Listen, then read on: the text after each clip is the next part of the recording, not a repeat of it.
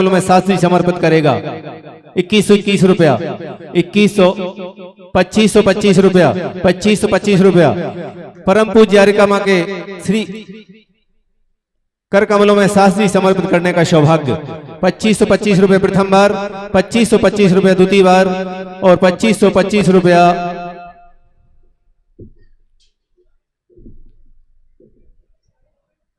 ₹2525 ₹2525 प्रथम बार परम पूज्य आरिका मां के कर कमलों में शास्त्री समर्पित करने का सौभाग्य।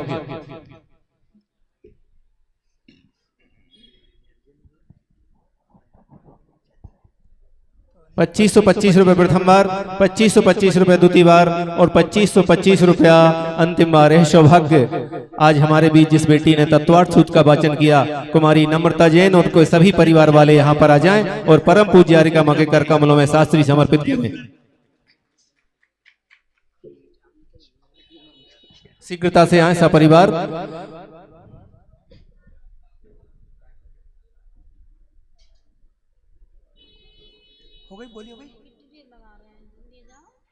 चलिए आप लोगों के बीच में एक जानकारी और दें।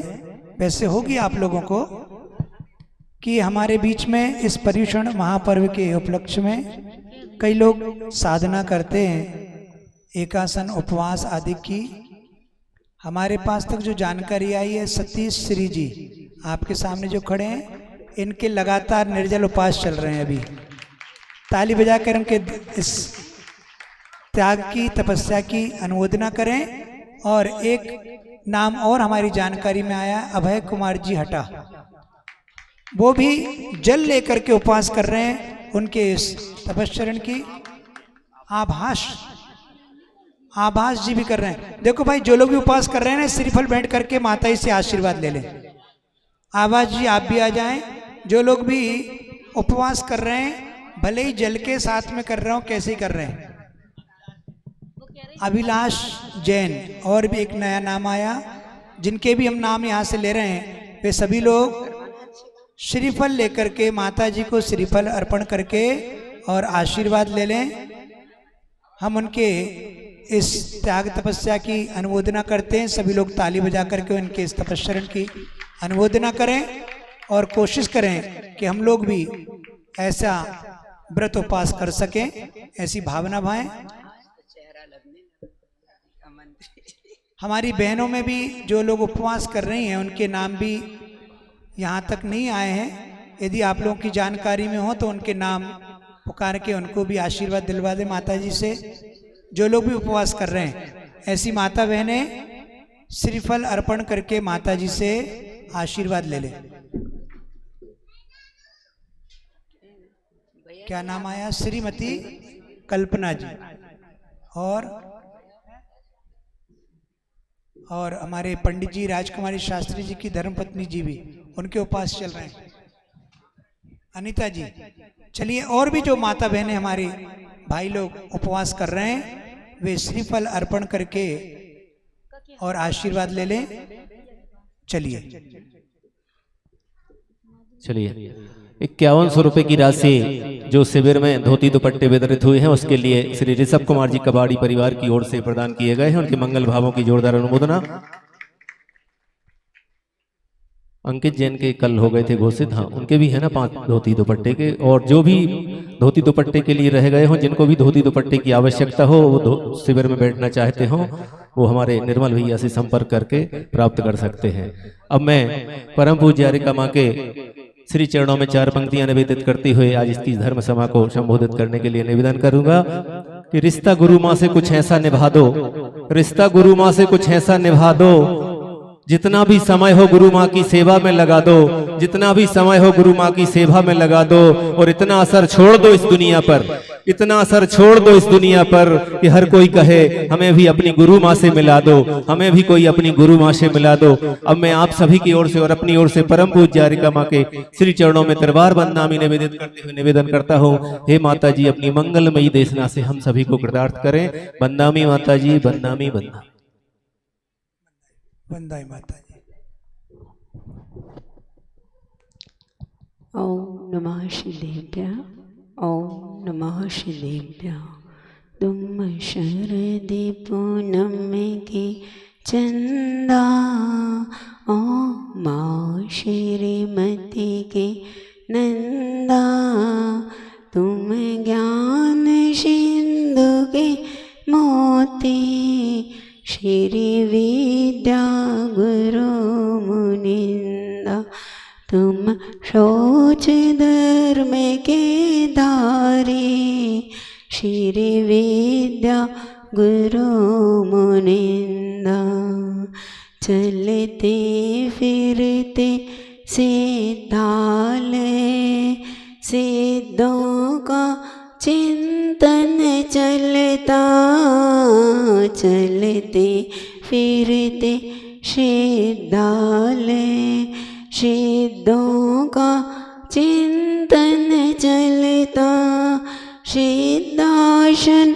मन जिनका, आत्म बगिया में रमता, तुम सिद्ध स्वरूपी गुरुवर, आगामी सिद्ध महंता, तुम शौच धर्म के धारी, श्री विद्या गुरु मुनिंदा, तुम ज्ञान सिंधु के मोती, श्री विद्या गुरु मुनिंदा।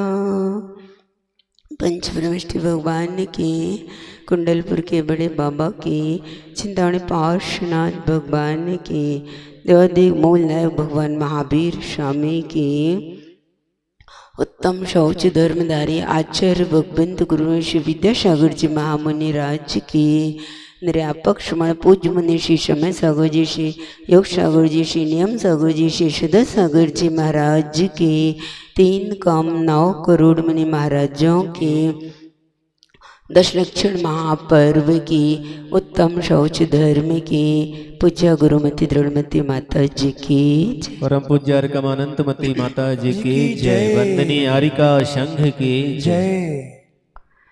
आज का चतुर्थ दिवस उत्तम शौच धर्म।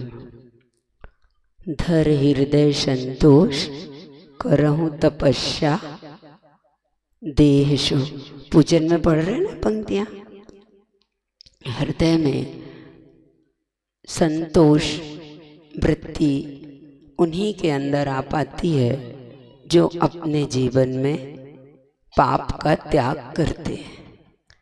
पाप का त्याग करने से हमारे जीवन में संतोष और जीवन में पवित्रता आती है, और वही व्यक्ति अपने इस शरीर को, अपावन नश्वर शरीर को भी तप और वैराग्य का साधन बना पाते हैं।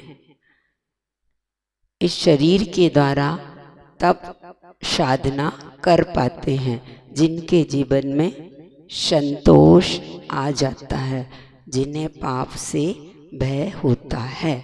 इस प्रकार आज का ये शौच धर्म हमें पवित्रता का संदेश लेकर आया है। पवित्र किसे बनाना है? आत्मा को कि शरीर को? क्या आवाज आ रही? आत्मा को। शरीर तो पवित्र ही है। कैसा है शरीर? स्वामी समंत भद्र आचार्य देव तो कह रहे हैं, स्वभावतः शुचौ काये रत्नात्रय पवित्र थे। शरीर तो स्वभाव से अशुचि ही है। इसे आप कितना भी शुचि पवित्र बनाने का प्रयास करेंगे, ये कभी पवित्र हो ही नहीं सकता है। केसर चंदन पुष्प सुगंधित वस्तु देख सारी, देह परस्ते होए अपावन निश दिन मल जारी। सुगंधित वस्तुएं भी इसके संपर्क में आकर वो भी अपवित्र हो जाया करती हैं। इसका ऐसा स्वरूप या स्वभाव है। इसलिए आचार्य तो कह रहे थे कि कितना भी इतर लगाओ हाँ, सब तितर बितर हो जाएगा। इसलिए स्वभाव से जो चीज अशुचि है उसके द्वारा हम श्रेष्ठ कार्य करने का, उससे पवित्र श्रेष्ठ कार्यों के द्वारा, तप और साधना के द्वारा उसे भी पवित्र स्वभाव से तो नहीं, लेकिन पवित्र कार्य करने में उसे सहयोगी बना ले। ऐसा सम्यक दृष्टि जीव हर समय पुरुषार्थरत रहता है। अभी जैसा कि आप लोग कर रहे हैं, देखिए अपने सारी इंद्रिय सुख और सुविधाओं को छोड़कर प्रातः काल से जल्दी जल्दी मंदिर जी आना है, प्रभु जी की पूजन करना है ना, धर्मोपदेश सुनना है, सामायिक माला जाप करना है, और सबसे बड़ा फिर हमें उपवास और एकासन, है ना। अभी भैया जी बतला रहे ना, बहुत अच्छा, मतलब उपवास की साधना चल रही है। आप सब लोग की मतलब यथाशक्ति आप कर रहे हैं। और मैं तो यही कहूँगी कि यदि जो उपवास कर रहे हैं तो फिर घर जाने का काम ही नहीं है उनको कुछ, है ना। बिल्कुल सही कहा माता जी आपने। अच्छा, बढ़िया। अब तो मंदिर जी में और भैया जी के पास आप रहेंगे तो भैया वृत्ति भी हो जाएगी, आवश्यकता पड़ी तो। हाँ, बस जगह बहुत बड़ी जगह है और हृदय भी बहुत बड़ा है ना। तो इस प्रकार से नहीं, आप लोग समझिएगा, 5 दिन तो मतलब आप 5 दिन 6 दिन बच रहे हैं और आप सबका मन बने तो मतलब और भी कई लोगों के उपवास है ना। मंत्री जी आए थे और अभी वो, है ना, मतलब नाम से मुझे नहीं मालूम, चेहरे से तो मालूम। तो इस प्रकार से आप ये भी अपना प्रयास बना सकते हैं। इस प्रकार से चाहें तो हमें घर जाने की भी कोई आवश्यकता नहीं है। मंदिर जी में रहकर पवित्रता के साथ पूर्ण रूप से मन वचन काय से प्रभु की भक्ति आराधना करने का सौभाग्य और पुण्य क्षण प्राप्त कर सकते हैं। शिविर तो नाम माता जी उसी के रहता है। शिविर किसको कहेंगे, यहीं रहेंगे, उन्हीं के शिविर कहलाएगा। हाँ, धीरे धीरे आ रहे हैं भैया जी, एकदम से कहने में थोड़ी सारी व्यवस्थाएं और एकदम से उतनी मन, है ना। अब धीरे धीरे सबका मन बन जाएगा ना। पूजा करने में सबको अच्छा लग रहा है, मन लग रहा है ना। अब धीरे धीरे सामायिक करने में भी और आगे की पूरी चर्या का पालन करने में भी वो मन उनका बनेगा। तो मैंने तो एक सुझाव दिया है, ठीक है ना। और आपको अच्छा लगे तो आप करिए भी ऐसा, तो बहुत ही अच्छी बात रहेगी। क्योंकि बात मतलब शौच धर्म की है, तो शरीर को, अपवित्र शरीर को भी हम पावन कैसे बना सकते हैं। तो यदि जिस प्रकार आत्मा को तो पावन बनाने वाले गुण हैं रत्नात्रय, सम्यक दर्शन, सम्यक ज्ञान, सम्यक चारित्र, 10 धर्म आदि के माध्यम से अपना आत्मा शुचि और पवित्र होता है। लेकिन जिस शरीर में ऐसा पावन आत्मा रहता है तो उस रत्नात्रय का आधार होने के कारण वह शरीर भी पूज्य हो जाता। आप चरण रज, गुरु जी की चरण रज लेने के लिए कितने आतुर रहते हैं, कितने लालायित रहते हैं। क्यों? वो उस शरीर में कैसे पवित्रता आ गई। उस निर्दोष रत्नात्रय महाव्रतों को धारण करने के कारण वो शरीर भी पूज्य हो गया।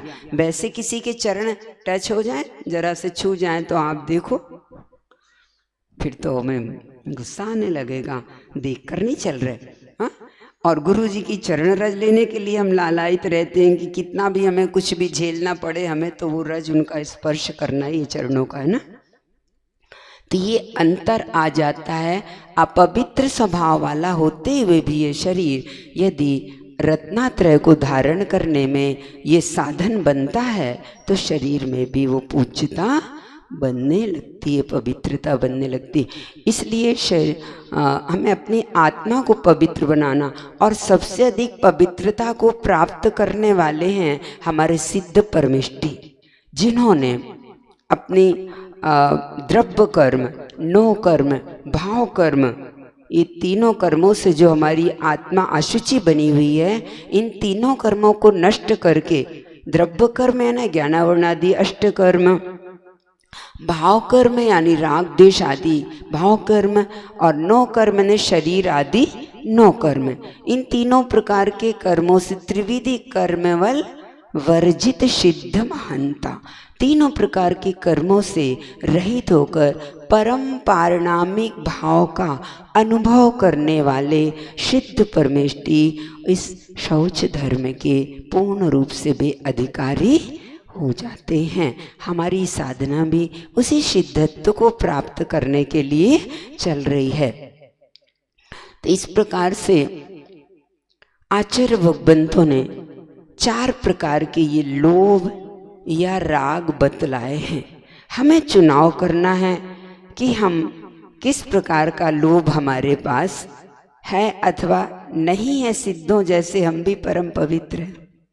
है क्या ऐसा कि हमारे पास किसी क्वालिटी का भी लोभ ना हो?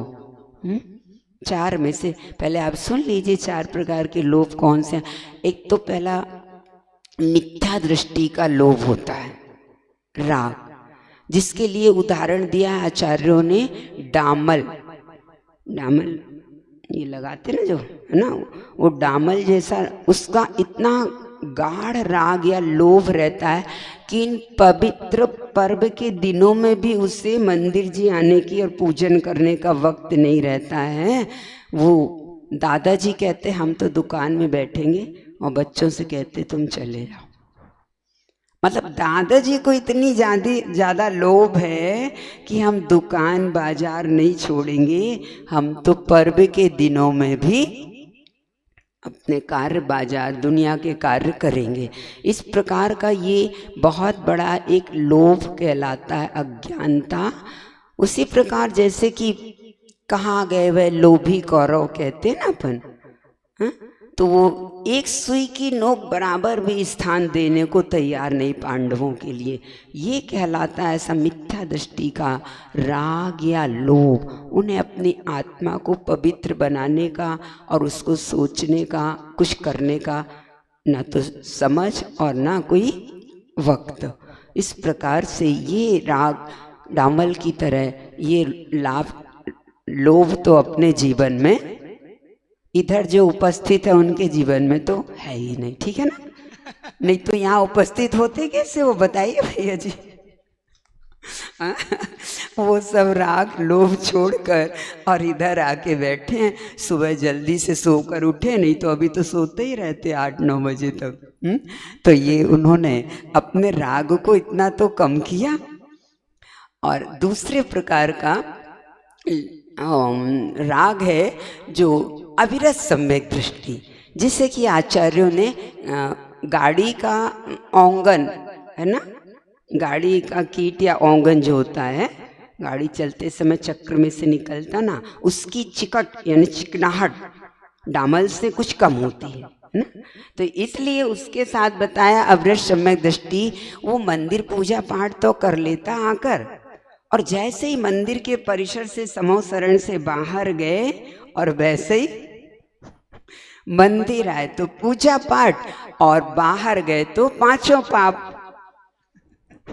पाप का त्याग तो अभी हुआ नहीं है। सम्यक दर्शन श्रद्धान बना है पंच परमेष्टि के प्रति कि एक दृष्टि समीचीन बनी है कि हाँ सत्य तो यही है, जीवन का सत्य तो यही है, लेकिन अभी हम आचरण में श्रद्धान के अनुरूप अपने आचरण में वो प्रवृत्ति को नहीं ला पा रहे हैं।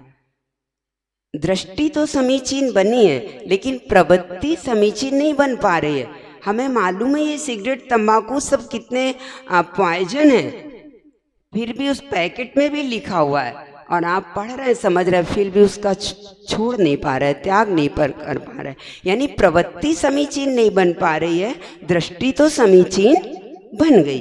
अविरत सम्यक दृष्टि, इसी का नाम है श्रद्धान सम्यक दर्शन, कि सत्य के प्रति श्रद्धान तो हुआ है लेकिन आचरण में लाने में कुछ समय, ऐसा नहीं जरूरी सबको समय लगे। जो प्रतिभा संपन्न होते हैं एक साथ श्रद्धान और आचरण दोनों को पवित्र बना लेते हैं। तो ये गज स्नानवत, गज स्नान, जैसे वो हाथी की क्या विशेषता है, आते हैं सरोवर में नहा स्नान करके स्वच्छ होते और बाहर आते हैं पूरी धूल अपने ऊपर। ऐसे ही जब तक भगवान के सामने, गुरु के सामने बैठे तो त्याग करने का भाव होता है, अच्छा लगता है, और जैसे ही बाहर गए तो फिर वो दुनिया दिखने लगती है, 5 इंद्रियों के विषय। तो अविरत सम्यक दृष्टि का ये राग है, लोभ है ये। और तीसरा आचार्यों ने बतलाया, आपको चुनाव करना है, आपको किस क्वालिटी में आ रहा है ना। पहली और दूसरी क्वालिटी इसमें नहीं है ना, तीसरी में आएंगे। अब मैं आपको बताती तो इसलिए बता रही हूँ कि अपन पहली क्वालिटी तो रखने ही नहीं है, और दूसरी क्वालिटी कथनचित अभी है, तो हम उससे आगे बढ़कर और तीसरे क्रम वाले लोभ में आएंगे। क्रमशः लोभ को घटाएंगे, है ना। क्यों घटाना है लोभ को? क्योंकि लोभ पाप को, ये लोभ हमें पाप की ओर ले जाते हैं, इसलिए। तो तीसरे प्रकार का है वो मूंगफली का जो तेल होता है, ये अणुवृत्ति का राग, मतलब इस मूंगफली के तेल की चिकनाहट और कम हो गई। लोभ यानी राग यानी चिकनाहट को लेकर चल रहा है, चिपकन, आसक्ति।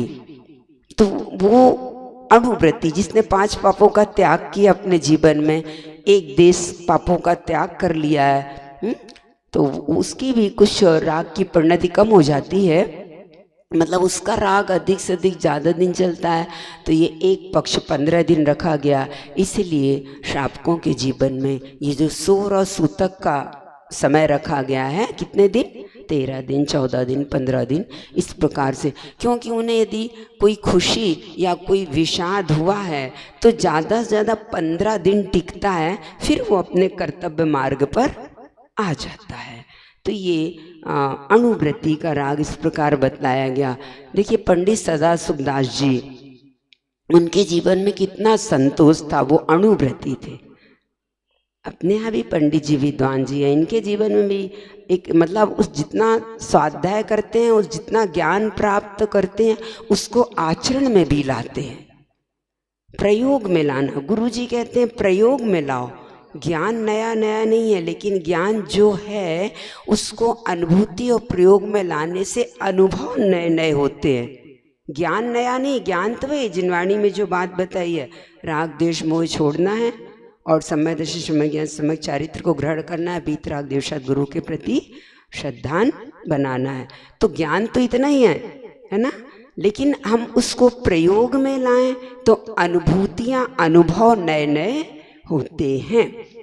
इसलिए पंडित सदा सुखदास जी ने जो अपना अणुव्रत अंगीकार किए थे, उनके जीवन में इतना संतोष आ गया था कि एक बार राजसभा में वो अपने सेवारत होंगे, तो राजा ने प्रसन्न होकर उनकी ईमानदारी पर, उनकी कर्तव्य निष्ठा पर कहा कि इनकी वेतन में वृद्धि की जाए।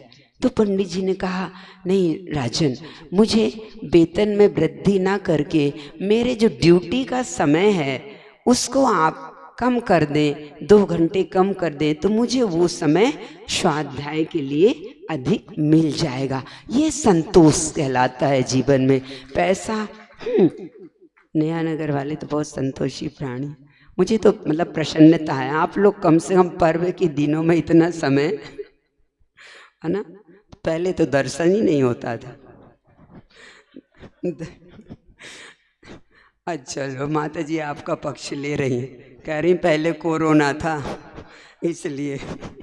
पुण्य इस बार की कोरोना लॉकडाउन नहीं चल रहा, पिछले वर्ष तो विगत लक्षण 10 लक्षण पर्व तो किसी को कहीं भी ये करने का, धर्म लाभ लेने का मिल ही नहीं पाया ना। अपने अपने घरों में किया, यानी अपने अपने घरों में, यानी अपने घर को ही मंदिर बना लिया। अपन तो उसको पॉजिटिव सोचो, तो घर में ही आप लोगों ने मंदिर बना लिया था, कितना बड़ा सौभाग्य है ना। घर त्याग करके नहीं आना पड़ रहा था, घर ही मंदिर। इस प्रकार से ये संतोष, मुखमाटी में भी आचार्यों ने कितनी अच्छी पंक्तियां लिखी, संत समागम की यही तो सार्थकता है। संत समागम की यही तो सार्थकता है कि संसार का अंत दिखने लगता है। समागम में आने वाला तत्काल संयत बने या न बने संतोषी अवश्य बनता है। उसके जीवन में संतोष आ जाता है। हाय हाय living,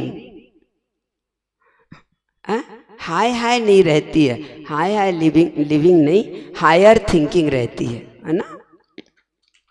simple living, higher thinking. लेकिन आचार्य जी ने बतलाया था, ये हाय हाय लिविंग नथिंग थिंकिंग। आज के विचार तो कुछ पवित्र रह नहीं गए हैं। हाय हाय हाय लोभ रह गया है, ये चाहिए, ये करना, वो करना, है ना। तो इस प्रकार से अणुवृत्ति के जीवन में ये संतोष संत समागम में आने से हमारे अंदर भी वो सच्चाई, सत्य का दर्शन होने से हम उस ओर बढ़ने का प्रयास करते हैं। और अंतिम जो लोभ या राग है उसे घास लेट या मिट्टी का तेल, जो महावृत्तियों के जीवन में बतलाया गया। जब पूर्ण रूप से पापों का त्याग करते हैं तो मात्र जो लोभ की परिणति है अंतर मुहूर्त मात्र धर्मानुराग। कौन सा राग, कौन सा लोभ? विषयानुराग की तो बात ही नहीं है, धर्मानुराग, है ना। तो धर्मात्मा के प्रति वो, और वीतराग देवशाद गुरु के प्रति जो समर्पण होता है, जो धर्मानुराग होता है, वो हमें उस वैराग्य की ओर, शुद्धात्मा की ओर बढ़ने के लिए आगे सहायक हुआ करता है। तो रत्नात्रय से पूज्य ऐसे महावृत्तियों का शरीर भी वो रत्नात्रय से पूज्य हुआ करता है। तो इस प्रकार से ये आचार्यों ने 4 प्रकार के लोभ बतलाए हैं। अब आप चुनाव कर रहे हैं ना, कौन सा हमें करना। अब देखिए, जो लोग उपवास और व्रत आदि कर रहे हैं उनको तो ऐसे ही लग रहा अब तो घर छोड़कर हमें, हाँ, अब महावृत्ति जैसा ही जीवन जीना है ना। हाँ, तो इस प्रकार से वो मान लीजिए आपको प्रश्न हो कि अभी तो भैया हम धोती दुपट्टा पहने, कोई महावृत्ति जैसे दिगंबर नहीं हो गए, कोई बात नहीं। धोती दुपट्टा पहने तो भी कभी कभी क्या होता है, जैसे दिगंबर मुनिराज भी यदि ध्यान में बैठे हैं और कोई उनको उपसर्ग करके कपड़ा उनके ऊपर ढक जाए, ऐसे ही समझ लेना कि जैसे उपसर्ग में कोई धोती ऊपर से ढक गए हैं, वस्त्र ऐसे ही ढका है ना। ये तो हमारा उससे अटैचमेंट नहीं है। अटैच बात होती है ऊपर कपड़ा ढके रहने बस से, थोड़ी हमारा उससे अटैचमेंट हो गया, है ना। जब हमें राग होता है तो हम अपने मन का पहनते हैं बहुत अच्छे से, है ना, बिल्कुल टिनोपाल और स्टीप टॉप। वो अभी तो हमको शिविर में मिल गया जो खादी का हथकरेगा शुद्ध वस्त्र, उसी को पहनना, हमारा कोई राग नहीं है। बल्कि यही भाव कि भगवान ये भी कब छूटे, ये पाप से कब बचें और अपनी आत्मा की शुचिता और पवित्रता को हम प्राप्त करें। तो ऐसे ही ये पवित्रता, आत्मा को पवित्र बनाने वाले संकल्प आपको एक वो दृष्टांत बतलाएंगे। किस प्रकार जब हमारे अंदर पवित्रता होती है तो हम अपने माँ पिता के जीवन में भी जो उनकी इच्छाएं होती हैं, जो उनके संकल्प होते हैं, तो हम दुनिया के सारे लोभ छोड़कर और पहले अपने उपकारी माँ पिता और धर्म की रक्षा के लिए सारे कार्य करते हैं। तो एक बार की बात है कि कर्नाटक प्रांत की, वहाँ पर चातुर्मास में मुनिराज के द्वारा महापुराण ग्रंथ की वाचना चल रही थी। और उस वाचना में वहाँ के जो कहना चाहिए गंगवाड़ी राज्य के सेनापति जी थे, उनकी माँ कालला देवी, वो उस स्वाध्याय को प्रतिदिन सुनती। उस स्वाध्याय के दौरान एक दिन भरत बाहुबली का आख्यान कथानक आया। उस कथानक को सुनकर माँ कालला देवी का हृदय इतना मतलब पवित्रता से भरकर भगवान बाहुबली स्वामी के दर्शन के लिए लालायित हो गया, पोदनपुर के बाहुबली, क्योंकि वो बहुत बड़े रत्नों की प्रतिमा थी पोदनपुर में, और शायद भरत चक्रवर्ती ने ही बनवाई थी वो। तो वैसी पोदनपुर की बाहुबली की प्रतिमा जी के रत्न का जो बिंब, उनके दर्शन के भाव हुए, और जब तक वो दर्शन नहीं हो जाएंगे तब तक के लिए उन्होंने संकल्प ले लिया। क्या संकल्प, क्या त्याग किया? क्षीर यानी दूध का सेवन नहीं करेंगे। अब जैसे बेटे ने सुना, सेनापति, नाम आपको बाद में बताएंगे, मालूम भी होगा, तो वो सेनापति जैसे सुना माँ का ये संकल्प, तो वो बहुत चिंतित हो गए। अब माँ ने दूध का त्याग कर दिया, हम इनकी जो संकल्प की पूर्ति कैसे करें, इनको भावनाओं की पूर्ति? पोदनपुर कहाँ है और उसमें बाहुबली भगवान का दर्शन कहाँ, किसी को रास्ता भी नहीं मालूम है। तो उन्होंने निवेदन किया जाकर मुनिराज के चरणों में, भगवान मैं माँ की इस भावनाओं को कैसे पूर्ण करूं? तो मुनिराज ने बताया, देखो तुम्हारी माँ के अंदर यदि ऐसा पवित्र भाव आया है पोदनपुर के बाहुबली भगवान के दर्शन का, तो निश्चित रूप से वो सम्यक तो जीवी है, और उसके अंदर ये पवित्र भाव आने का अर्थ है कि उनके द्वारा कोई बहुत बड़ा महान कार्य संपन्न होने वाला है। तो ये अब कहाँ है और कैसे ये मार्ग, तो आप अपना मतलब प्रयास करिए, और माँ की मन की शांति के लिए आप तीर्थ वंदना के लिए उन्हें तीर्थ वंदना करा दें। और तीर्थ वंदना करते हुए आप कटवप्र क्षेत्र, जो कि श्रुत केवली भद्रबाहु स्वामी की तप और साधना से पवित्र हुआ है, उस क्षेत्र के दर्शन उन्हें अवश्य कराएं। इस प्रकार का उन्होंने आशीर्वाद दिया, और सेनापति जी उनको अपनी तैयारी करके, पहले आपको मालूम है जो यात्राएं होती तो महीनों महीनों के लिए घर से निकलते थे, और बहुत शांति से, जैसे भैया जी करवाते ना, बहुत शांति से पूजन करो, बहुत शांति से पाठ करो, कोई जल्दी नहीं है, ताकि हम अपने आत्मा तक पहुंच पाए, पवित्र परिणामों तक हमारा मन वहां तक पहुंच पाए, है ना। तो इस प्रकार से शांति के साथ यात्राएं की जाती थी, तीर्थ यात्राएं, ताकि उतने दिन के लिए हम मोह से, घर का मोह और राग हमारा छूट सके। आज तो आपने एरोप्लेन और ट्रेन से किया, सुबह गए शाम को आ गए, तो वो मोह ही नहीं छूट पाता, आकुलता ही नहीं कम हो पाती, आकुलता वैसे ही बनी, वैसे ही मोह और राग बना, तो उस पवित्रता का अनुभव कब कर पाए अपन, है ना। तो इस प्रकार से वो जगह जगह तीर्थ यात्रा में वंदना करते हुए और मुनिराजों के दर्शन और आहार दान देते हुए यात्रा चल रही थी। कटवप्र क्षेत्र में पहुँचे तो वहाँ पर नेमी चंद्राचार्य देव विराजमान थे, उनका दर्शन किया, और फिर सेनापति जी ने अपने माँ की संकल्प की बात बताई कि भगवान मुझे कुछ मार्गदर्शन दे, मैं कैसे पूर्ण करूँ माँ की भावनाओं को। तो उन्होंने भी आशीर्वाद दिया कि अवश्य होगी, आपकी माँ की उच्च भावनाएं हैं, और अवश्य कुछ न कुछ प्रभु नेमिनाथ भगवान वहाँ विराजमान हैं, तो अवश्य वो आपको कुछ न कुछ दिशा बोध देंगे। और इस प्रकार शाम और रात्रि हुई और सभी विश्राम करने लगे, तो उन्हें बहुत अच्छा स्वप्न देखने में आया।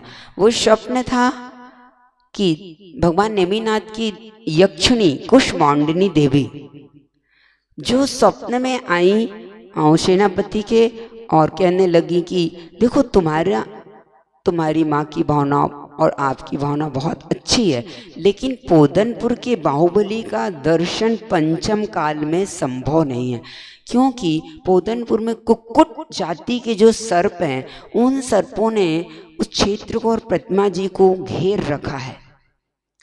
अजगर सर्प जो कि उधर तक पंचम काल में कोई भी पहुंच ही नहीं सकता है, लेकिन आपकी भक्ति से प्रसन्न होकर आपको बाहुबली भगवान यहीं पर दर्शन देंगे। वहां तो आप नहीं जा पाएंगे, लेकिन आपको दर्शन यहीं पे मिलेगा। ये आपकी भक्ति का विशुद्ध परिणामों का फल है। और इस प्रकार कह के वो यक्षिणी गायब हो गई। तो सेनापति प्रातःकाल जब उठे तो उनके चेहरे में बहुत प्रसन्नता थी और माँ के चेहरे में भी बहुत प्रसन्नता थी। दोनों एक दूसरे से पूछने लगे, आज आप इतने प्रसन्न क्यों दिख रहे हैं? माँ ने पूछा बेटे से, बेटे इतने प्रसन्न क्यों? तो उसने बताया, माँ आज मैंने ऐसा ऐसा स्वप्न देखा है। तो माँ कहती, मैंने भी ठीक ऐसा ही स्वप्न देखा है। अरे दोनों को एक जैसा स्वप्न आया, इसमें तो अवश्य कोई रहस्य है। और वो कहते, चलो इस रहस्य को अपन पूज्य मुनि श्री आचार्य श्री के चरणों में जलकर अपन पूछते हैं कि हम दोनों की एक जैसे स्वप्न देखने का रहस्य क्या है। और नेमिचंद आचार्य प्रभु के पास गए, उनको बतलाया तो आचार्य परमेष्ठी कहते हैं, हाँ ठीक ऐसा ही स्वप्न हमने भी देखा है। अरे तीनों को एक जैसा स्वप्न आया। तो फिर आचार्य भगवान ने कहा कि अब विलंब नहीं करो, अब वह कार्य अपने को शीघ्र करना है। और जैसा कि ये आई है बात कि बाहुबली भगवान यही दर्शन देंगे, तो सामने जो विशाल पर्वत दिखाई दे रहा है, तुम स्नान आदि से निवृत्त होकर पवित्र वस्त्र पहनकर और स्वर्ण बाण सोने का तीर लेकर आओ और महामंत्र नमोकार को पढ़कर वह तुम दक्षिणाभिमुख होकर ना पर्वत की ओर मुख करके आप महामंत्र को पढ़कर उस तीर को छोड़ें। सोने का जो तीर है वो जहाँ भी लगेगा वहाँ बाहुबली भगवान का एक रेखा चित्र अंकित हो जाएगा। देखिए भक्ति की महिमा।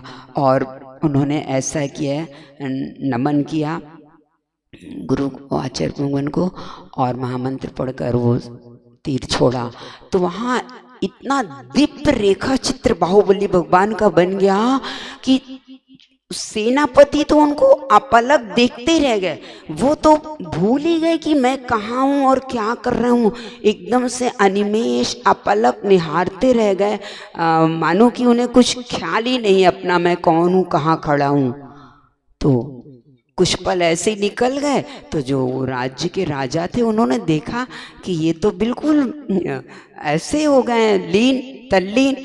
तो उन्हें जागृत किया, हिलाया, चलो उठो उठो। अब ये जो दिव्य प्रतिमा का ये जो रेखा चित्र दिख रहा है भगवान का, इसको अपन सब एक मूर्ति का रूप देने का प्रयास करेंगे। ये प्रतिमा बन जाए, इस चित्र के आधार पर एक मूर्ति श्रेष्ठ बन जाए, ऐसा राजन ने कहा। और तुम्हें इस मूर्ति को, प्रतिमा को निर्माण करने के लिए जो शिल्पी की आवश्यकता है, ऐसा हमें शिल्पी, कुशल शिल्पी मिले जो कि इस रूप में प्रतिमा को बना सके, जिसके रोम रोम से वीतरागता का दर्शन हो रहा है, क्षमा का दर्शन हो रहा है, तप और त्याग का संदेश देने वाली ऐसी प्रतिमा का निर्माण कर सके, ऐसे कुशल शिल्पी की आवश्यकता है।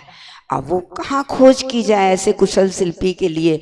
तो कहते सेनापति ने अपने सेवा कार्य जो राजा के राज्य में थे उससे छुट्टी देकर अपने बेटे को नियुक्त करके और शिल्पी की खोज में अपना वेश बदल कर निकल गए, एक सामान्य व्यक्ति का वेश बनाकर।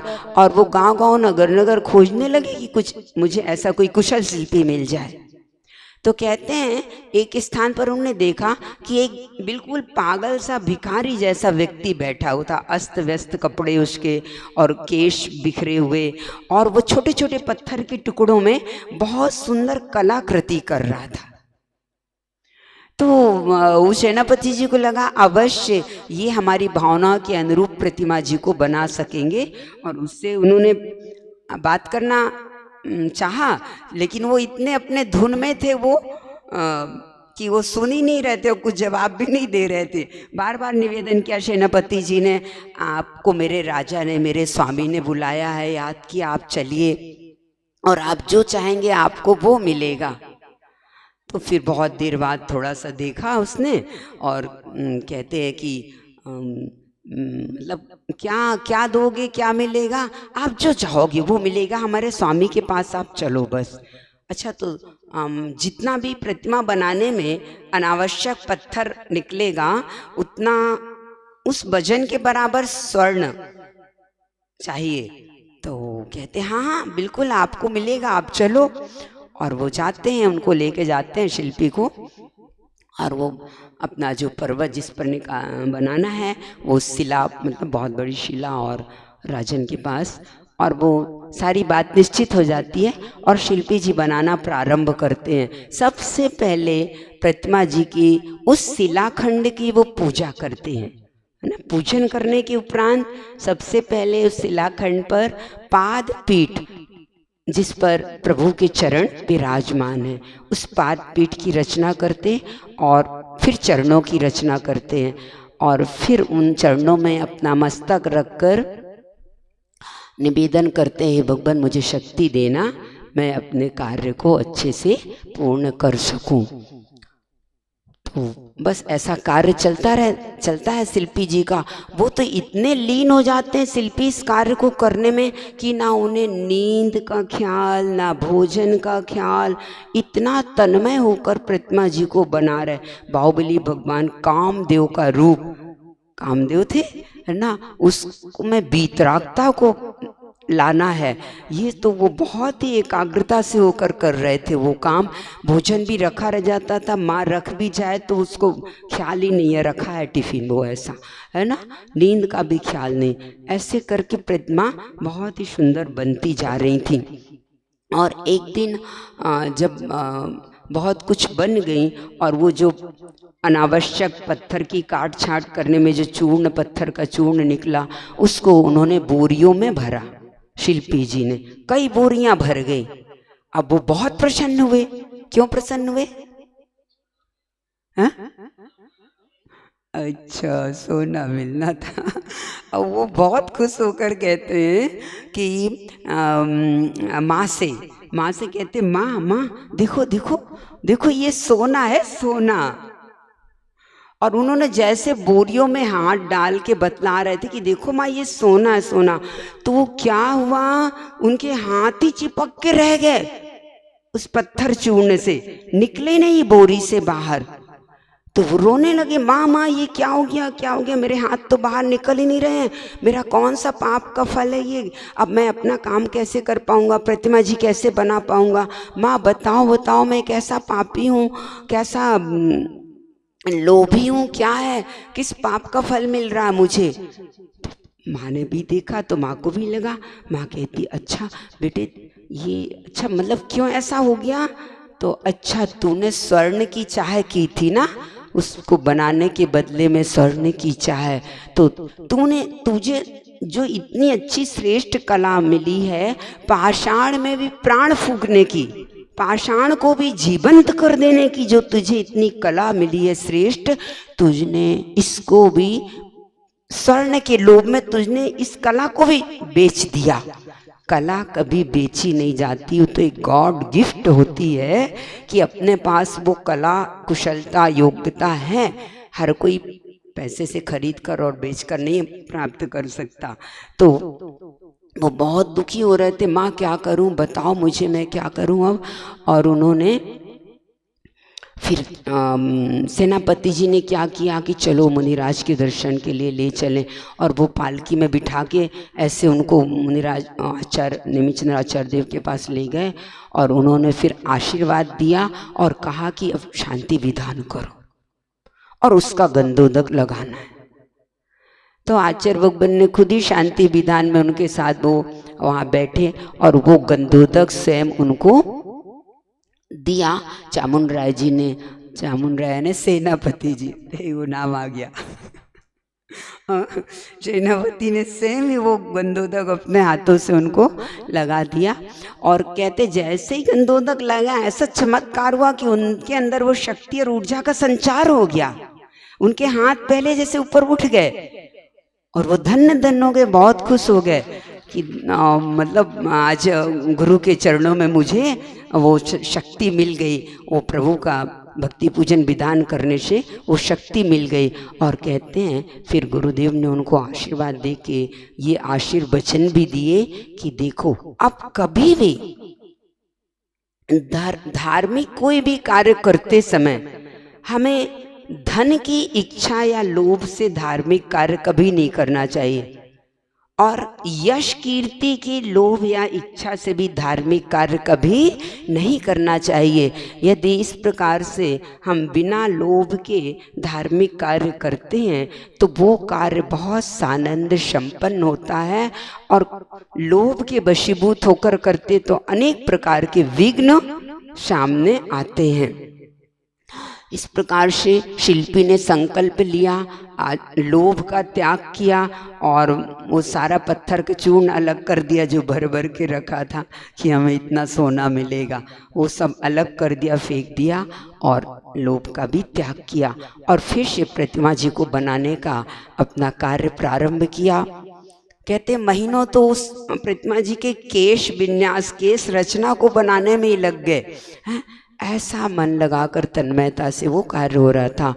और जब प्रतिमा जी बन गए पूर्ण, तो वो स्वयं उन्होंने दूर खड़े होकर देखा तो उन्हें स्वयं इतना उनका मन मंत्र मुग्ध जैसा हो गया, मोहित हो गया उनका मन। कितनी मतलब बीतराग छवि है, इतनी श्रेष्ठ सुंदर प्रतिमा जी लग रही, कहीं किसी की दृष्टि ना इस पे। उनके ही मन में ऐसा आ गया किसी की दृष्टि ना लग जाए तो क्या करें। तो उन्होंने, आप लोग ने दर्शन किए होंगे, जो बाएं हाथ की कनिष्ठा छिंगी है इसको उन्होंने और बहुत छोटा बना दिया कि ताकि कुछ कमी इसमें कर दें, ताकि किसी की दृष्टि आदि उसमें, ऐसा करके ध्यान दीजिएगा। दर्शन करने जाएं तो उसमें बाएं हाथ की उंगली एक छोटी है। और फिर इसके बाद उनका मन हुआ शिल्पी जी का कि अब इसमें नाम तो लिखना है, बनाई तो अपन ने ही है ना। लेकिन उनको तत्काल गुरुदेव के वचन याद आ गए कि नहीं, यश कीर्ति की इच्छा से कोई भी कार्य करना ठीक नहीं होता है। तो उन्होंने कहा अपना नाम नहीं लिखेंगे, अब हम अपने स्वामी का नाम लिखेंगे। किसने बनवाई है? तो चामुंडराय कारवीले, ये उन्होंने अपनी उस मराठी कन्नड़ भाषा में दिया, चामुंडराय कारवीले, यानी हमारे स्वामी चामुंडराय जी ने ये बनवाई है। और फिर वो अपने स्वामी का नाम देखकर बहुत प्रसन्न हो रहे थे।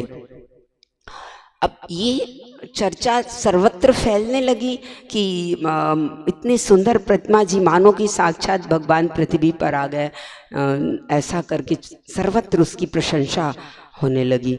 और उस चारों ओर से बधाई पत्र आने लगे शिल्पी जी के पास, बधाई आने लगी कि बहुत अच्छा कार्य हुआ। और तो उन्हें फिर लगा शिल्पी जी को कि कहीं मुझे अपने आप में अभिमान ना आ जाए, अपनी यश कीर्ति को देखकर अभिमान ना आने लगे, तो अब क्या करें, कैसे बचना है इससे।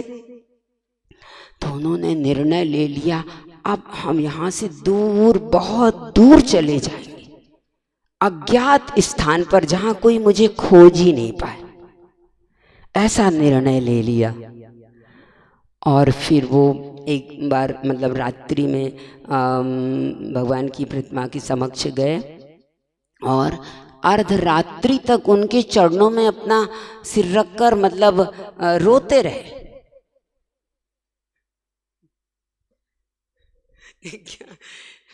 क्या कह रहे थे वो? ये कह रहे थे भगवान ये मुझे आपके चरणों में ही अपनी अंतिम सांस व्यतीत करने की, अंतिम सांस तक आपके चरणों में रहने की भावना थी, मैं ऐसा चाह रहा था, लेकिन विधि को ऐसा यानी कर्मों को ऐसा मंजूर नहीं है ना। और उनने मतलब कि हमें ऐसी शक्ति दो भगवान, और कि मैं अपना अज्ञात वास में दूर, बहुत दूर जाकर अपना जीवन व्यतीत करूं। और एक पत्र लिखा, तो वो चामुंडराय के नाम पत्र लिखा कि मैं आप अपने मन की शांति के लिए क्यों जा रहा हूँ यहाँ से, मैं अपनी मन की शांति के लिए यहाँ से बहुत दूर दूर जाना चाहता हूँ। और मेरी माँ जो कालला देवी, आपकी मतलब कालला देवी तो चामुंडराय जी की माँ, कालला देवी माँ के लिए और शिल्पी ने अपनी माँ के लिए अपनी माँ की रक्षा का भार भी चामुंडा सेनापति के लिए आपके लिए सौंपते हैं। और अब मेरा अंतिम प्रणाम।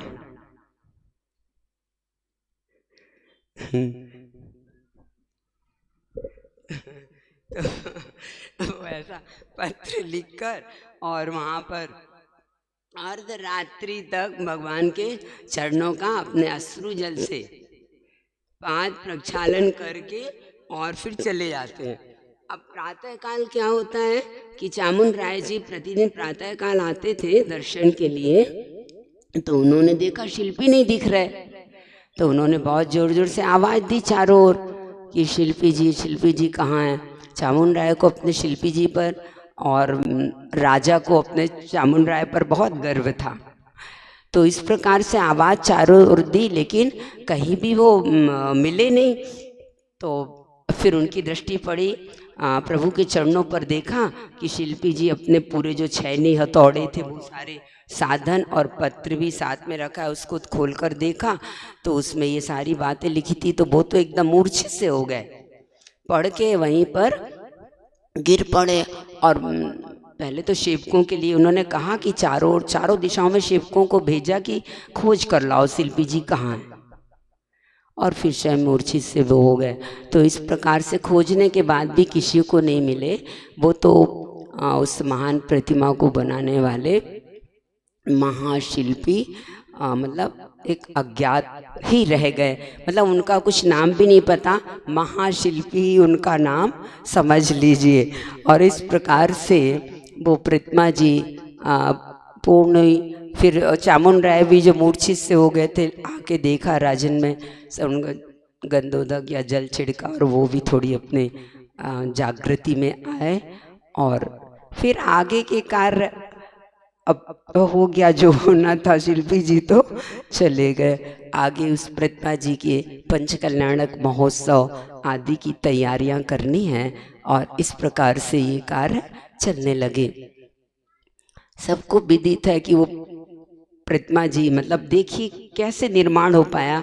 कोई भी श्रेष्ठ कार्य, धार्मिक कार्य के लिए जब उन्होंने अपने जो अपवित्र लोभ का भाव जो उन्हें अपवित्र बना रहा था, उस लोभ का त्याग करने पर फिर आज वो ऐसी प्रतिमा जी बन गई कि विश्व के आश्चर्य ना, 8वां आश्चर्य है ना, 8वें आश्चर्य में वो गिनी जा रही हैं। दूर दूर से देश विदेश से उनकी प्रतिमा के दर्शन करने के लिए ना। बोलिए गोमटेश बाहुबली भगवान की, आचार्य गुरु श्री विद्यासागर जी महाराज जी की, उत्तम शौच धर्म की जय। तो ऐसा करके, और ये मतलब बात ये समझना कि चामुंड राय जी ने अपने माँ के संकल्प को, माँ की भावना को पूरी करने के लिए अपने जीवन की पूरी संपत्ति और पूरी श्वासें लगा दी, और माँ के उस नियम का, उस भावना का पूर्ण करके उस गोमटेश बाहुबली में साक्षात वो भगवान ने दर्शन दिए, उनकी भक्ति और उनके संकल्प के फल स्वरूप। इस प्रकार अपन ये जो महान कार्य होते हैं, ये श्रेष्ठ श्रेष्ठ भावनाएं जो अपने अंदर उत्पन्न होती हैं, इसके लिए भी बहुत बहुत पुण्य की आवश्यकता होती है कि हमारे अंदर ऐसे पवित्र भाव आए और संसार की, दुनिया के विषय कषाय के भाव हमसे दूर होवे। तो ये पवित्रता निरंतर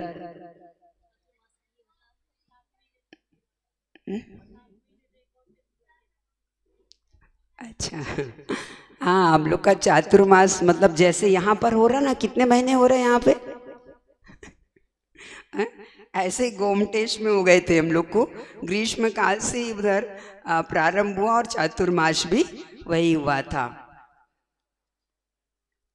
और उस बार 5 महीने का था, ये कह रहे है ना। तो उधर तो वर्षा, जब भी वर्षा होती तो गोमटेश भगवान का महामस्तकाभिषेक 4 महीने ही हम लोग देख रहे थे महामस्तकाभिषेक। लेकिन जो भट्टारक जी थे वो इतने गुरु जी के प्रति समर्पित, कह रहे थे माता जी एक बार आचार्य जी यहाँ पर आ जाएं, तो मैं तो वो जब आ जाएं तभी महामस्तकाभिषेक का आयोजन कर ले। और हमारा निवेदन आप लोग वहाँ तक पहुँचा दें। मतलब बहुत गुरु जी के प्रति समर्पित और उनकी भावनाएं बहुत श्रेष्ठ रहती थी। तो इस प्रकार से वहाँ गोमटेश का ये सारा प्रभु का दर्शन मिला, ये गुरुदेव की कृपा से दक्षिण की यात्रा। लेकिन हम लोग ऐसा, गुरु जी की बहुत भावना थी, ये लोग 2-4-5 साल उसी ओर रहे दक्षिण में, वहाँ के लोगों को भी थोड़ा प्रशिक्षित कर दें, स्वाध्याय करवा दें, थोड़ी वहाँ ज़्यादा ही उसका मिथ्यात्व का प्रचार प्रसार है, महिलाओं में विशेष रूप से फूल पत्ती आदि को लेके। तो गुरुजी की बहुत भावना थी कि आप लोग वहाँ कुछ 2-4-5 साल आज मतलब उधर रह ले। लेकिन हम लोग की भी ऐसी स्थिति कि हम लोग बोलते नहीं है, मतलब इतनी दूर कहाँ तक रहे पास में गुरुजियों कुछ समाचार सुनने मिल जाते हैं और उनकी पावन स्पर्शित हवा और सब कुछ। तो इतनी दूर हम लोग का इतनी दूर नहीं रह पाएंगे आचार्य जी, हम लोग को जल्दी बुला लीजिए, लौट के आना है। तो आचार्य जी कहते लौटना नहीं है, लोटपोट होना है प्रभु चरणों में लोटपोट होना है, लौटना नहीं है। लेकिन फिर तो गोमटेश चातुर्मास हो गया, एक बार वहाँ एलोरा हो गया, वाशिम हो गया, इतने तो हो गए, फिर मिला आने के लिए। तो ये गुरु जी की करुणा और कृपा। तो ये ऐसा लोभ से रहित पवित्र जीवन अपने को बनाना है। देखिए एक बार छोटी सी बात और बता दे रहे हैं, गुरु जी ने, समय है आपका है ना, गुरु जी ने मतलब ये तो हो गई पवित्र संकल्प, हमें माँ पिता की भावना को पूरा करने के लिए हम सब कुछ भी लगा दें तो कम है, क्योंकि उनके अंदर जो पवित्र भाव होते हैं वे हमारे जीवन को भी ऊंचा और पवित्र बना देते हैं। और लोभ कैसा अपवित्र भाव है। तो एक बार आचार्य जी ने सुनाया कि मतलब लोभ बड़े बड़े लोगों को भी नीचे गिरा देता है। भारी भरकम वाले बड़े बड़े सेठ जी जो होते हैं ना, वो ही भारी भरकम शरीर वाले भी मतलब उस लोभ के कारण कितना उनका हल्का मन हो जाता है। गुरुजी कह रहे थे कि जैसे आप सब्जी खरीदने जाते हैं, अब क्या है सब्जी खरीदने में, अब उस परवल कितने के भाव का है तो धनिया मिर्ची किस भाव की है, तो आप तौल कर लेंगे, उसके बाद कहेंगे कि एक परवल और डाल दो, एक मिर्ची और डाल दो। क्या है ये मतलब उस सब्जी का जो भाव है वो आप ऊपर जो भाव है तो आप नीचे लाने का प्रयास कर रहे हैं, और ये आरोहण अवरोहण चल रहा। अब इतने बड़े सेठ जी हैं और एक मिर्ची और एक परवल की बात कर रहे हैं और डाल दो, तो ये क्या है, हमारे अंदर का लोभ है, हमें इस प्रकार नीचे ला देता है वो। तो एक पिताजी थे, वे बहुत दुखी और चिंतित रहते थे। उनके 8 बेटे, 8 भैया और उनकी 8 पत्नियां, तो कितने हो गए, 16 कारण भावना। आचार्य जी का 16 कारण भावना हो गई और 16 कारण भावना के होते हुए भी और पिताजी दुखी और चिंतित। क्यों? सब अपने अपने, सब बेटे अपने अपने परिवार और बच्चों और उसमें व्यस्त रहने लगे। पिताजी का किसी को ख्याल ही नहीं कि पिताजी को किसी ने भोजन दिया कि नहीं, औषधि दी कि नहीं, कुछ उनके विश्राम के लिए कुछ व्यवस्था की कि नहीं। सब अपने अपने में इतने व्यस्त रहने लगे कि पिताजी का किसी को कुछ ख्याल ही नहीं रहता। पिताजी बहुत दुखी होते, क्या करें, अब कुछ उपाय भी नहीं है ना। तो एक बार उनके जो एक अनन्य मित्र थे, जिसे आप फास्ट फ्रेंड कहते हैं ना, सबके मित्र ऐसे होने चाहिए, अच्छी सलाह देनी चाहिए। अब वो अनन्य मित्र ने देखा कि ये बहुत दुखी रहते हैं, तो उन्होंने कहा आप चिंता नहीं करो, मैं एक उपाय बता रहा हूँ आपको, आप वो करो। क्या उपाय? अचूक मंत्र है वो। जैसे बड़े बाबा है ना, बड़े बाबा के द्वार पे बड़ी पेटी, बहुत बड़ी पेटी रखी रहती है ना, दान पेटी। तो ये दान पेटी नहीं, इनके पास तो मित्र के पास तो उन्होंने बहुत बड़ी पेटी जिसमें बड़ी बड़ी सिलाएं रखी थी, ओल्ड गोल्ड की, ये नकली आज की नहीं, पुराना सोना जो असली होता है उसकी रखी थी रजस शिला, स्वर्ण शिला, और कौन सी रत्नों की भी होती शिला, ऐसी कीमती कीमती सारा माल ही माल रखा हुआ था उसमें। उनने मित्र ने सलाह दी कि आप तो अपने सिरहाने में ही रख लो बड़ी पेटी, है ना, तो मतलब सब बच्चों को लगेगा कि ये हमको मिलेगा, हमको मिलेगा, है ना, तो इसलिए सब सेवा करने आएंगे। अब वो ऐसे ही किया, बिल्कुल अचूक मंत्र काम किया वो। अब पिताजी के पास जैसे ही वो बड़ी पेटी रखी गई पूरे पुराने सोने माल की, तो बस दूसरे दिन से पहले छोटी बहू रानी आ गई, पिताजी आपके लिए नाश्ता तैयार है, दूध गरम, हलवा गरम, सब तैयार है, आप लीजिए। फिर दूसरी बहू रानी आ गई, विश्राम के लिए गादी बिछी हुई, आप आइए। और तीसरी आ गई, फिर आपको शाम का पानी और फलवर है, क्या लेना, ये सब ऐसे एक के बाद एक बिल्कुल परिक्रमा लगाने लगी। हाँ, अरे तो बहुत पिताजी बहुत खुश हुए। अब तो मतलब कोई जहाँ भोजन के लिए पूछने वाला नहीं, और अब तो देखो तो समय समय पर पूरे सभी लोग सेवा में हाजिर हैं। तो कुछ दिन बाद फिर मित्र आए और कहने लगे कैसा चल रहा है भाई? बहुत अच्छा, आपने बहुत अच्छी सलाह दी, ऐसे मित्र सबको मिले। और वो काम चलता रहा। फिर एक दिन वो क्या हुआ, मतलब पिताजी का जब अवसान हुआ तो किसी को संस्कार करने के लिए भी, अंतिम संस्कार करने के लिए भी वक्त नहीं है। वो सब बेटे बहुओं को मतलब ये पेटी खोलो इसमें से अब वो संस्कार के लिए भी कोई जाए, पेटी पहले खोलो। फिर वो अनन्य मित्र आए, फिर उन्होंने कहा कि देखो अभी ये तो 13वीं तक तो कुछ होगा नहीं है, इसलिए अपना काम जो अभी वो करो। चलो भैया वो भी हो गए, 13 दिन भी हो गए। फिर पेटी को खोला गया तो फिर कितनी बड़ी बड़ी शिला निकली मालूम? स्वर्ण शिला, रजस शिला की वीर शिला, क्या लोभ शिला होती है, कोई लोभ शिला सुनी है? उसमें ना वो पिताजी के जो उनके चौके के सामान थे ना, चटनी पीसने का सिलबट्टा और ओखली, मूसल और रोटी बेलने का पाटा, बेलन, ये जितनी भी चौके की सामग्री ना ये रखी थी, इतने वजनदार, अच्छी वजनदार पेटी हो गई थी वो, है ना। ये तो फिर ये निकला उसमें, तो एक एक बहू, एक एक बेटे, मैं तुम्हारे यहाँ की बेटे बहू की बात नहीं कर रही, नया नगर की आप समझ लिया करो, मैं तो और कहीं की कहती हूँ, है ना। ये तो गुरु जी की मुखारविंद की है। तो वो हाँ, अचार में लपेट के रखे थे वो, एक सिलबट्टा, एक अचार में, एक में ओखली मूसल, एक में पटा बेलन, और क्या चीज़ें होती हैं आजकल तो दूसरी चलने लगी, कहीं मिक्सी तो कहीं कुछ, है ना, कहीं चक्की भी पीसने का, वो हाथ से अपना बढ़िया गेहूँ पीसने का, है ना। तो ये सब चीज़ रखा और एक एक ने ले लिया।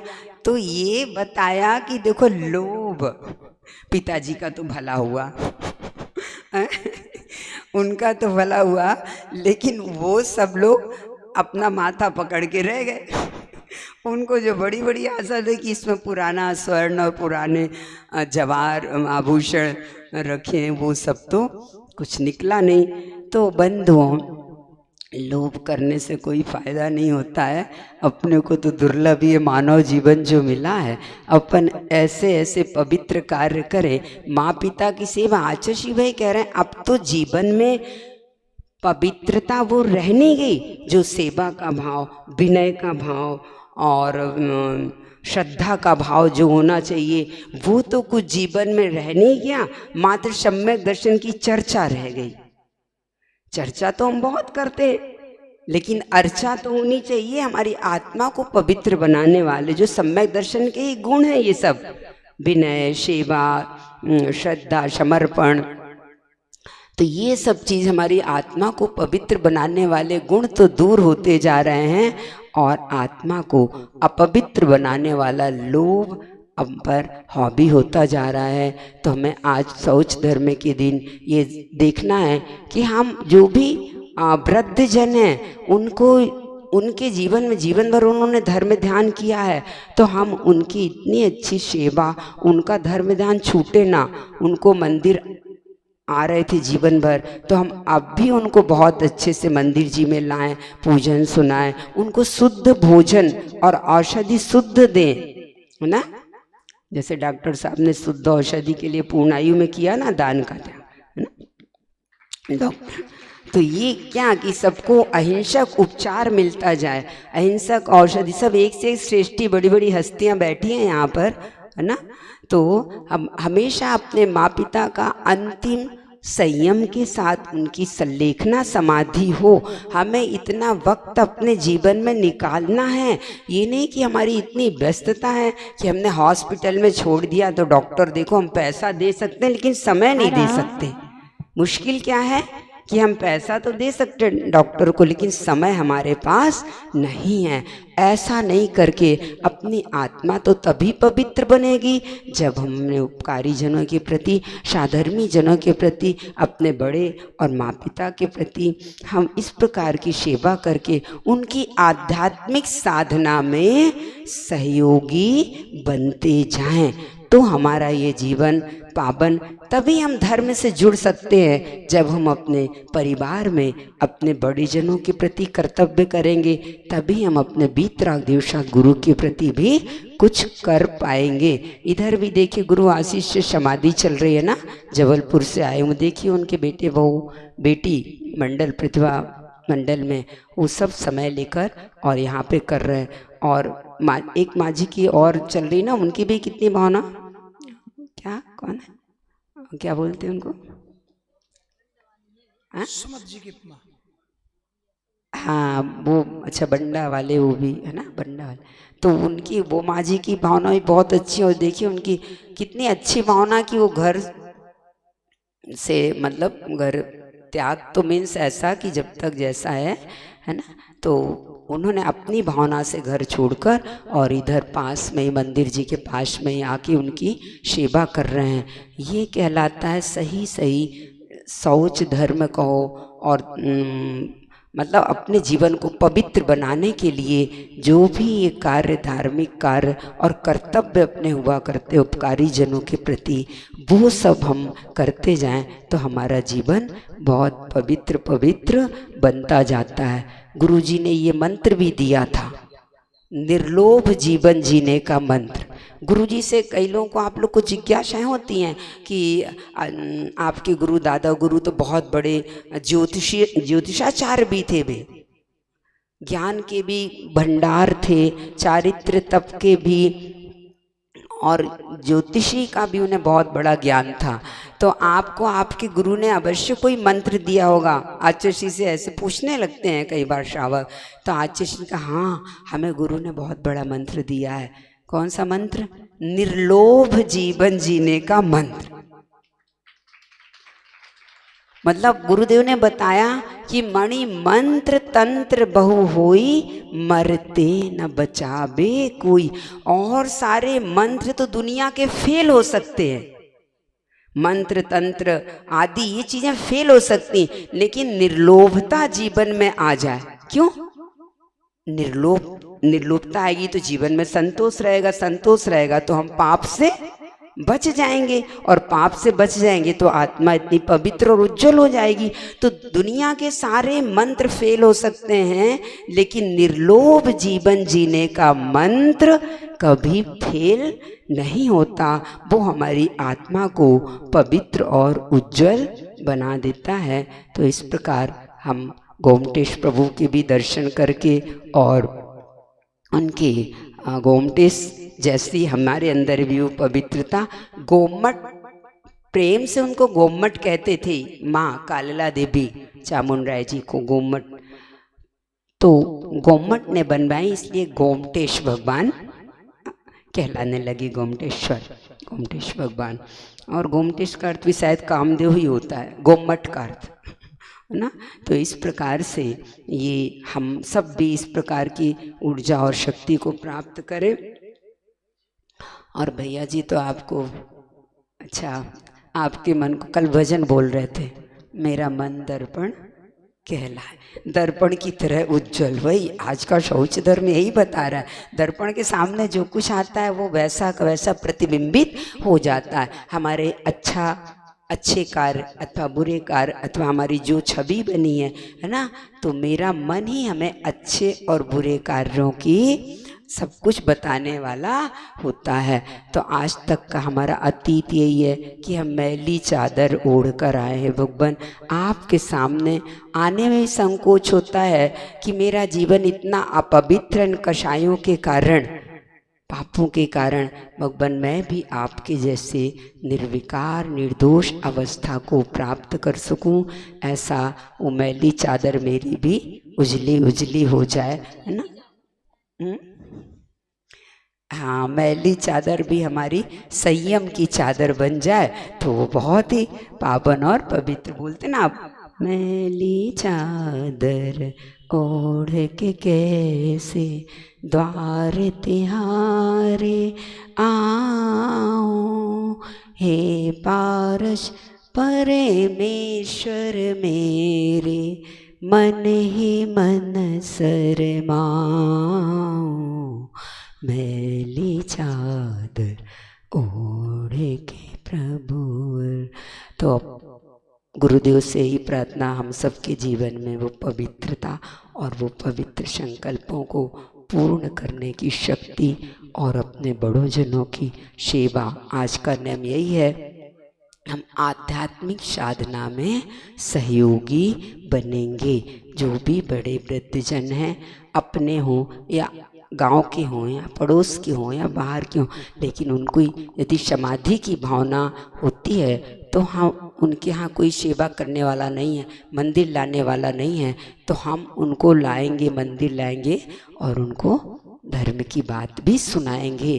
तो ये बहुत ही गौरवपूर्ण और अपने जीवन को पवित्र बनाएगा। बोला उत्तम शौच धर्म की, उत्तम शौच धर्मधारी आचार्य भगवंत गुरु श्री विद्यासागर जी महाराज की जय। अच्छा, और ये अपना 24 घंटे का नियम ले लो कि दर्पण नहीं देखेंगे, भक्ति नहीं अभी तो है ना, अपन 24 घंटे अपन दर्पण देखेंगे क्या? समय ही नहीं मिल रहा है दर्पण देखने का, मिल रहा नहीं, उसका तो मिल जाता है माता, मिल जाता है। आजकल तो पॉकेट में ही रख के चलते हैं ना। हाँ, तो अपन संकल्प लेंगे, चल जाएगा ना नियम। हाँ, तभी तो हमारा जीवन अंदर का दर्पण। मत रूप निहारो दर्पण में, मत रूप निहारो दर्पण में, दर्पण धुंधला हो जाएगा। निज रूप निहारो अंतर में, अंतर उजला हो जाएगा। निज रूप निहारो अंतर में, अंतर। बोलिए पंच परमेष्टि भगवान की जय। जल चंदन अक्षत फूल चरो चवर, दीप धूप फल अति लावे, पूजा को ठानत सो तुम जान, सो नर ध्यानत सुख पावे। तीर्थंकर की ध्वनि गणधर ने सुने, अंग रचे चुन ज्ञान मई, सो जिन वरवाणी शिव सुखदानी, त्रिभुवन मानी पूज भई। ओम ह्रीं सृजन मुखोद्भव सरस्वती देव्यै अनर्पद प्राप्तये अर्घ्यं निरूपामिति स्वाहा। जय बोलिए आचार्य गुरु विद्यासागर जी महाराज की जय।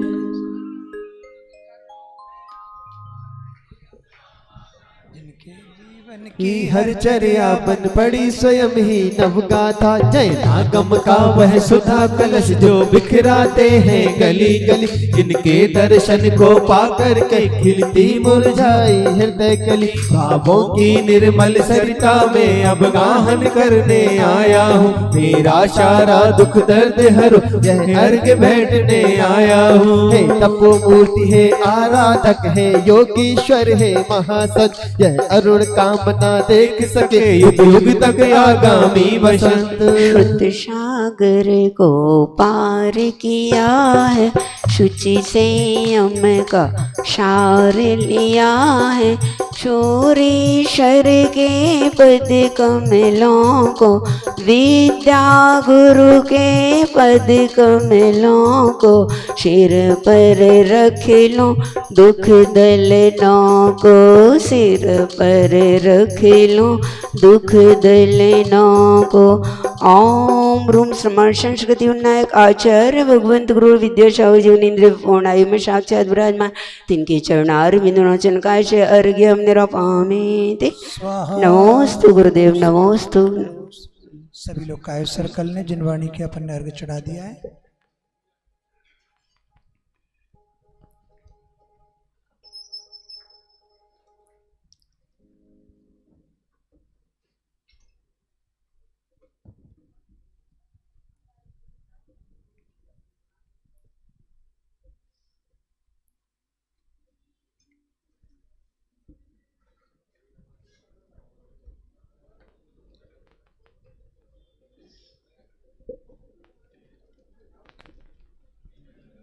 बोलो द्वादशांग जिनवाणी माता की जय।